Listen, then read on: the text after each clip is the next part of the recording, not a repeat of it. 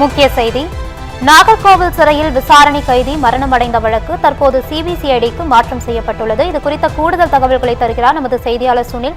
சுனில், வணக்கம். விவரங்களை பதிவு செய்யலாம்.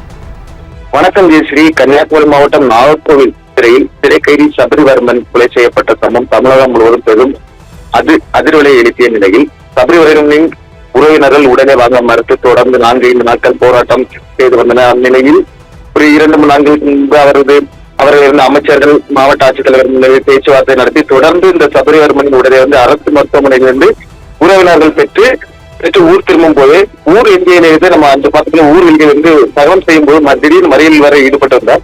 இதை தொடர்ந்து உயிரிழந்த சபரிவர்மனின் மனைவிக்கு அகஸ்தீஸ்வரம் கன்னியாகுமரி அகஸ்தீஸ்வரம் வட்டார வளர்ச்சி அலுவலகத்தில் தற்காலிக கணினி ஆபரேட்டர் பணியாகவும் நியமன உத்தரவு வழங்கப்பட்டு மேலும் 10 லட்சம் ரூபாய் நிவாரண தொகையும் காசோலையும் மகளிர் உயர்கல்விக்காக 1 லட்சம் ரூபாயும் 2 சென்ட் வீட்டுமனை பட்டாவும் மற்றும் வீடு கட்டுவதற்கு 3.5 லட்சம் ரூபாய் வழங்கப்பட்ட நிலையில் இப்போ திடீர்னு பாத்தீங்கன்னா அவரது உறவினர்கள் நாகர்கோவில் சிறையில் மாற்றுத்திறனாளி சபரீஸ்வரன் அடித்து கொலை செய்யப்பட்ட சம்பவத்திற்கு வழக்கை சிபிசிஐடிக்கு மாற்ற வேண்டும்.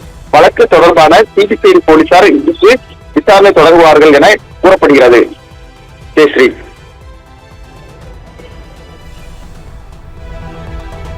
விவரங்களுக்கு நன்றி சுனில்.